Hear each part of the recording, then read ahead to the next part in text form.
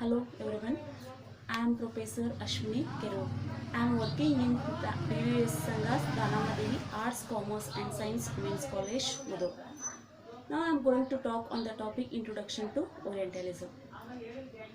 Introduction to Orientalism is written by Edward Said. Introduction to Orientalism is a colonial text of cultural studies in which he has challenged the concept of Orientalism or the difference between East and West. As he puts, says that with the start of European colonization, the Europeans came in contact with lesser developed countries of the East.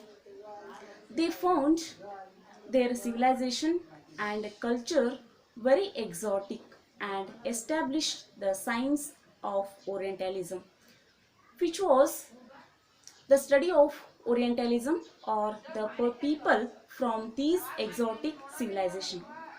Edward Said argues that the Europeans peoples divided the world into two parts. First part is East and second one is West, are the Occident and the Orient, or the colonized and uncolonized.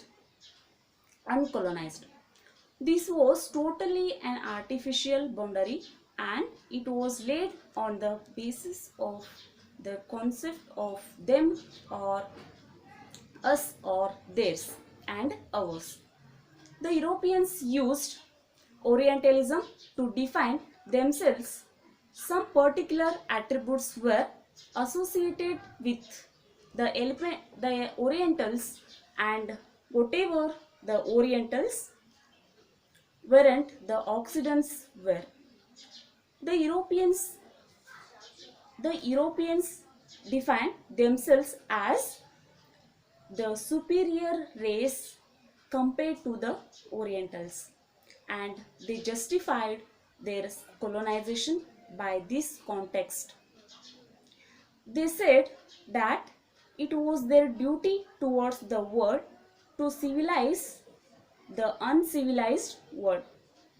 The main problem, however, arose when the Europeans started generalizing the attributes they associated with Orientals and started portraying these artificial characteristics associated with the Orientals in their Western world through their scientific reports and literary work.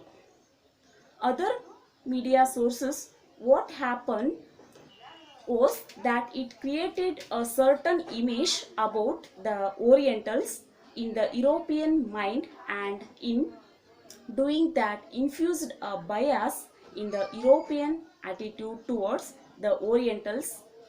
This prejudice was also found in the Orientals scientific studying the Orientals, and all their scientific research and reports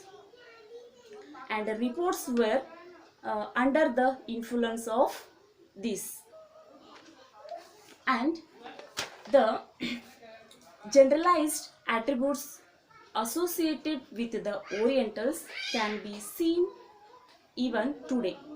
For example, the Arabs are defined as uncivilized people, and Islam is seen as religion of the terrorist. This is all about